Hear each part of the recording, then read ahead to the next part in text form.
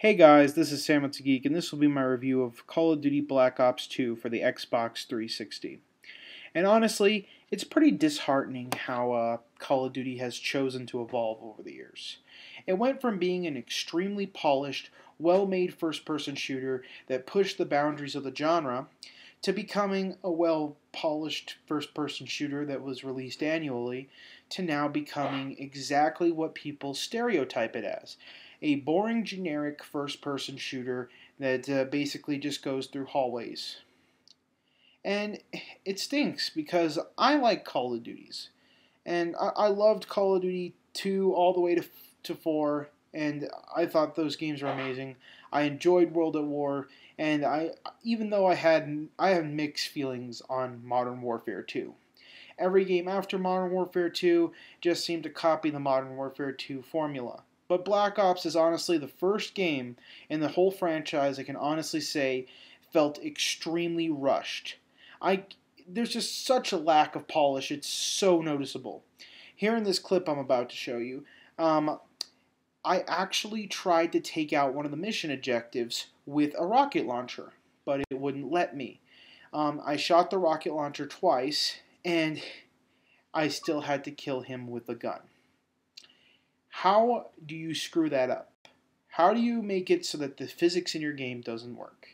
And not only that, but this is the easiest Call of Duty to date. People often joke that Call of Duty is for the casual gamer, but Call of Duty 2 and Call of Duty 4 were hell on veteran.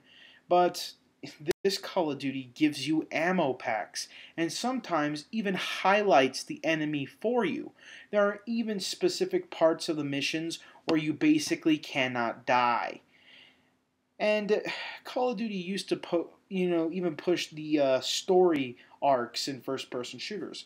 Until Call of Duty, there was nothing like Call of Duty's story arc where you could be different characters within the game and see emotional damage. Like in Call of Duty World at War, you were climbing through the rubbish of dead soldiers, pushing them off you. In Call of Duty 4, you experienced a nuclear bomb. And in Modern Warfare 2, you actually became a terrorist at one point. Well, undercover as a terrorist. And even in Black Ops 1, we saw some emotional boundaries pushed with, killing Fidel Castro. Well, it wasn't really Fidel Castro, but it drove the point home of being controversial. And Call of Duty Black Ops 2 isn't controversial in the slightest. Despite being one of the most bloody and have the most cursing, Nuts. it's still not as controversial as the other games. And it sucks because there's so many missed opportunities. They showed, children running around with guns.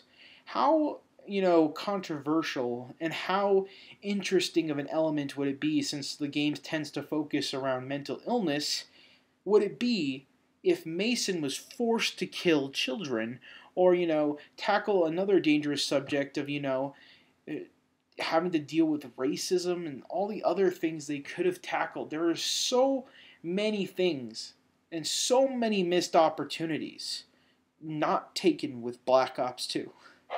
It was like they intentionally showed promise, like they showed the children, and they showed Cubans training African children to fight with guns, but they didn't follow up on it. Like, it's crazy to me how they show Mason suffering through having to deal with the numbers. They show that the villain Menendez trying to deal with a traumatic event that happens in his life, but they don't show, the suffering that they could have, and they didn't go as controversial as they could have. And I'll give them that they've tried to add some new features to this game. For the first time in Call of Duty history, well, sort of. I mean, depends on how you view 4. You get to play as the villain. And that's really interesting. You actually get to pick up the gun and play as the villain in Black Ops 2 for a while. But Other than that, there was really no pushing the boundaries of the story. And in terms of gameplay, they introduced this new interesting type of mode where you're basically like a person that can possess soldiers, and you can possess, take control of certain drones and mechanical, you know, machine drones, and I forget what those the claws. Yeah, you can take control of the claws and shoot and protect the bases, and that's called Strike Force mode. But the issue with Strike Force mode is that there's a 40-minute tutorial, it feels like. It's one of the longest tutorials I've ever experienced in my life. And then after that, they only force you to play one of them. And then they're optional, but, after playing one of them, I kind of got the point. It was about a 20-minute mission, and it took so much more time, and there was really no reward for doing Strike Force mode that I could see. So I skipped the Strike Force modes and continued on with the story. And despite being one of the longest Call of Duty stories, I honestly wished it was shorter, because it showed no level design improvements. I'm sorry, but no matter what setting I was in, whether it was a jungle or hallway, it all felt the same to me. And what's truly sad is that Call of Duty as a level design has just gone so far downhill. I just can't believe it. The games that used to rip off Call of Duty did it all wrong. And despite Black Ops, the original Black Ops, Modern Warfare 2, and Modern Warfare 3, despite all their flaws, they still had an extremely polished single-player campaign. Whether you like to admit it or not, that's the truth. With Modern Warfare 3, despite it only being 5 hours, it was still a hell of a lot better than Battlefield 3's single-player, and a hell of a lot better, a way hell of a lot better than Ghost Recon Future Soldier or Homefront. But with Black Ops 2, it's diminished to the quality of a Homefront or a Battlefield 3. It just feels so rushed. You don't even have the quote. Every Call of Duty game, when you die, they had a quote from a famous person, in history that served in the military or talked about the military. That's gone. Completely gone out of Black Ops 2. And other little things like, that you see in other shooters are in Black Ops 2. You see, in every Call of Duty game, they didn't really cut corners besides the fact that, you had loading screens in between every level. But in Black Ops 2, there is no loading screens, and there's just, since they added the loadouts and stuff, they don't have time for loading screens, I guess, besides the little one before the mission. So, like Gears of War 3, like Ghost Recon Future Soldier, and like a lot of other games, they decided to think they're clever and put door opening crap so that they tried to mask the loading. But the loading is so long in Black Ops 2, it's ridiculous. It took almost over a minute to open a door. And it's an obvious loading screen. It's obvious that they were just buying time for loading. And I just don't understand why that has to be the case. And especially since Black Ops looks horrible. I'm sorry, but I usually don't complain about graphics. But Black Ops, after playing things like Halo 4 and Assassin's Creed 3, Black Ops looks like a game that should have come out 4 or 5 years ago. It's to the point now so bad to keep that 60 frames per second frame rate. They want to keep that so desperately.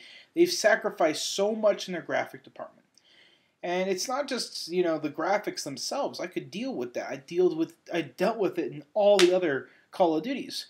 But, because Black Ops 2 was obviously rushed and padded, for game length, because it is, the longest Call of Duty, one of the longest Call of Duties, if you count the Strike Force missions packed onto that, it's still, you see no set, like, there are fewer set pieces and fewer things going on in the background of this Call of Duty than in any other Call of Duty before it.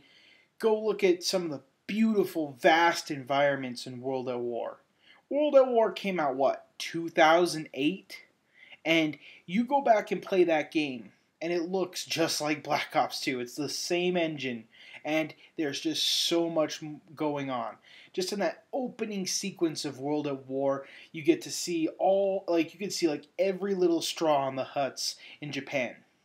But in Black Ops 2, you barely see any environment. There's just tons and tons of blank, dull hallways. And if it's not hallways, it's a jungle. And the jungle looks pretty much the same. And even the part in Haiti was done in a city. So it's just hard for me to, give Black Ops such a pass on this really thrown together, padded, crappy single player. It's like half the game is unplayable. I can't recommend the single player to anybody. It's just a gigantic waste of time, and it's not enjoyable, and the story is not even decent. I mean, for Christ's sakes, it's literally just all about the mental illness, and it's all centered around 3 characters. What was interesting about Modern Warfare, and what was interesting about even Black Ops, is that you got to see all the politics and all the interesting things that were going into the war. It gave you like a peek inside the war. In Black Ops, it's literally like 4 people. And it's like they took the story of Modern Warfare 2 almost directly with Makarov and just replaced it with, Menendez. I can't even fucking remember his name. Menendez. And they just tried to pretty much copy the exact same story, but add a family twist to it. And I'll leave it at that in case you really want to go out and play the game. But I honestly just can't recommend this 9-hour story, and there's really no reason to go back and play some of the parts of them. Well, and one thing they tried to do is introduce a karma system. Apparently, it can entirely affect the way you play the game, but it gives you options whether to kill someone or whether not to kill someone in certain parts, in certain cutscenes. And it's supposed to make your decision easier, but in all actuality it's to help achievements so that you go back and replay the game. And that's the same force with that's the same, of course, and they just want you to go back and play the game again. So they encourage multiple playthroughs, not only through the difficulty system, but because they added these certain features. But honestly, I could not sit through and play through that campaign again. It's so dull and it's so boring, and it takes no skill. I'm sorry, but as I showed you earlier, there's just ammo everywhere, and it's become less about being conservative with your ammo. Like in Call of Duty 2, you had to be extremely careful with how much ammo you used, and you couldn't stand still or else they'd lob nades at you. And in Black Ops 2, it's just become, get the gun with the biggest magazine at the loadout, and there'll be ammo boxes everywhere that you can replenish your ammo at. But if you have a big magazine, that means every enemy takes 2 shots to kill. So you just breeze through the level with a light machine gun, and you beat the game. And that's what Call of Duty is nowadays. Call of Duty single player is dumb. And the multiplayer is pretty much exactly the same, and same with zombies. I really have nothing to comment on those, because it's almost virtually identical to Black Ops 1 and Modern Warfare 3. It's just kind of like a combination of the two. And I can't honestly recommend half a game for someone who's just slightly interested in this game. So that's why I give Black Ops 2 a 5 out of 10, because it's literally just half a game. Samuel out.